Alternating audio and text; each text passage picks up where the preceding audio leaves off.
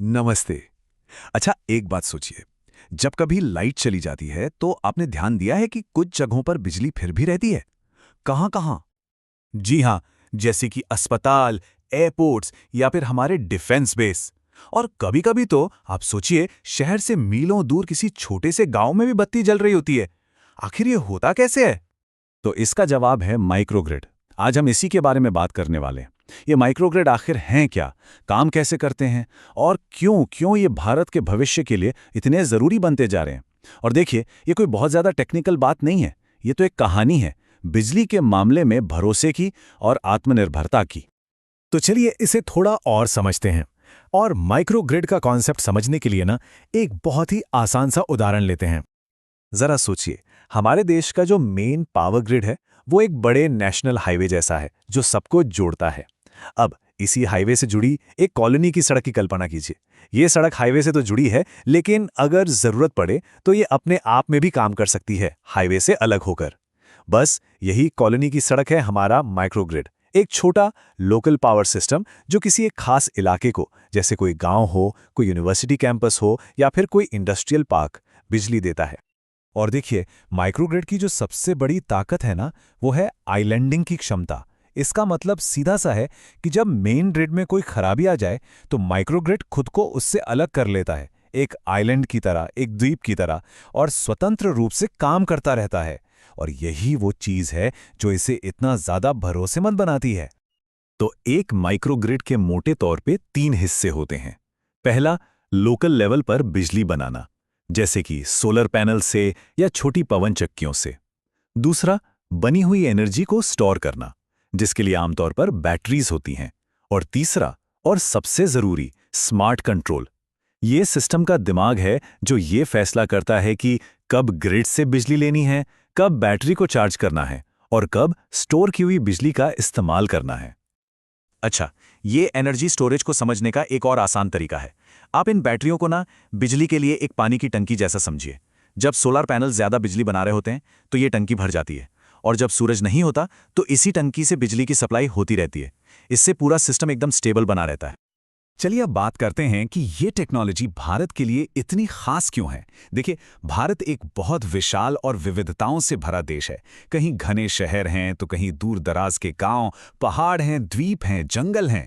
अब जो हमारा मेन ग्रिड है उसे हर कोने तक पहुंचाना बहुत महंगा और मुश्किल काम है। और बस यहीं पर माइक्रोग्रिड एक बहुत ही प्रैक्टिकल सॉल्यूशन बनकर सामने आते हैं। और इसके असल उदाहरण तो हमारे सामने हैं। लद्दाख को देखिए, जहां मौसम बहुत कठोर होता है, लंबी सर्दियां होती हैं, वहां सोलर और बैटरी से चलने वाले माइक्रोग्रिड रात में भी रोशनी बनाए रखते हैं। अंडमान और निकोबार द्वीप समूह में ये माइक्रोग्रिड महंगे डीजल पर निर्भरता को कम कर रहे हैं। और हमारे गांव में ये स्कूलों को, हेल्थ सेंटर्स को और छोटे-छोटे बिजनेस को लगातार बिजली दे रहे हैं। और यही तो सबसे जरूरी बात है, ये सिर्फ एक टेक्नोलॉजी की तरक्की नहीं है। ये वो बिजली है जिसका सीधा सामाजिक असर होता है, जो लोगों की जिंदगी को बेहतर बनाती है, उनके लिए नए मौके बनाती है। सोचिए, बच्चों की पढ़ाई, स्वास्थ्य सेवाओं की पहुंच और लोकल व्यापार को इससे कितनी नई ऊर्जा मिलती है। हम सब जानते हैं कि सोलर और विंड एनर्जी साफ तो है, लेकिन थोड़ी अनप्रिडिक्टेबल है ना? सूरज तो रात में नहीं होता और हवा भी हमेशा एक जैसी नहीं चलती। माइक्रोग्रिड इस उतार चढ़ाव को बहुत खूबसूरती से मैनेज करते हैं। वो दिन में बनी एक्स्ट्रा सोलर एनर्जी को स्टोर कर लेते हैं और रात में उसे सप्लाई करते हैं। इस तरह ये हमारे ग्रिड को ज्यादा ग्रीन और ज्यादा भरोसेमंद दोनों बना रहे हैं। हाँ, ये सच है कि हर नई तकनीक की तरह माइक्रोग्रिड के रास्ते में भी कुछ चुनौतियां हैं, और एक बैलेंस्ड नजरिया रखने के लिए इन्हें समझना भी जरूरी है। देखिए, सबसे पहली चुनौती तो है शुरुआती लागत, जो थोड़ी ज्यादा होती है। फिर लोकल लेवल पर ऐसे स्किल्ड लोगों की जरूरत है जो इनकी देखरेख कर सकें। और सबसे जरूरी बात, इसके मालिकाना हक, रख रखाव और पेमेंट को लेकर नियम बिल्कुल साफ होने चाहिए। अच्छी बात यह है कि भारत इन सभी क्षेत्रों में धीरे धीरे सीख रहा है और सुधार कर रहा है।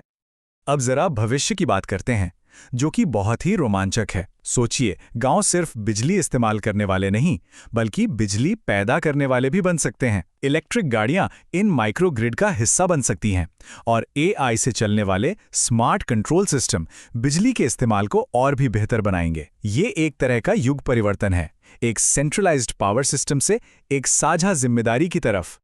तो सवाल यह है कि इन सब का एक आम नागरिक के लिए क्या मतलब है, ये हम सब के लिए क्यों जरूरी है। चलिए इसके फायदों को समझते हैं। इसे समझने का सबसे अच्छा तरीका शायद ये है, माइक्रोग्रिड बिजली के लिए एक इंश्योरेंस पॉलिसी की तरह है। जी हाँ, जैसे इंश्योरेंस हमें अचानक आने वाली मुश्किलों से बचाता है, वैसे ही ये हमें ब्लैकआउट और पावर कट से बचाते हैं। तो इसके जो बड़े फायदे हैं वो हैं पावर कट कम होना, किसी भी आपदा के समय सिस्टम का मजबूत बने रहना, क्लीन एनर्जी को सपोर्ट मिलना और लोकल लेवल पर जॉब्स बनना। तो भले ही कोई शहर में रहता हो, माइक्रोग्रिड चुपचाप बैकग्राउंड में हमें सुरक्षा दे रहे होते हैं। ये सब हमें एक बहुत ही दिलचस्प सवाल पर लाकर छोड़ देता है। क्या हमारे अपने समुदाय, हमारे मोहल्ले अपनी बिजली खुद पैदा करने वाले अगले हो सकते हैं? ऊर्जा के भविष्य के बारे में सोचने के लिए ये एक बहुत जरूरी सवाल है। तो अगली बार जब किसी तूफान के बीच भी आपके घर की बत्ती जलती रहे, तो याद रखिएगा, हो सकता है कोई माइक्रोग्रिड एक गुमनाम हीरो की तरह चुपचाप अपना काम कर रहा हो। चलिए मिलकर एक मजबूत और समझदार भारत का निर्माण करें। धन्यवाद।